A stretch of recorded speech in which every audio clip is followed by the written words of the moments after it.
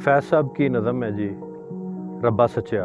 बहुत कम लोग जानते हैं कि फैज़ साहब ने पंजाबी में कलाम लिखा और कमाल का कलाम लिखा। तो पेश कर रहा हूँ जनाब फैज़ साहब की रब्बा सच्चा। रब्बा सच्चा तू ते आख्या सी जाओ बंदिया, रब्बा सच्चा तू ते आख्या सी जाओ बंदिया, जग दा शां है तू। इस लारे ते टोर फिर कद पुछे कि इस नुमाणे ते बीती है, कदी सार भी लईओ रब साइयां तेरे शाह नाल जग की कीती है।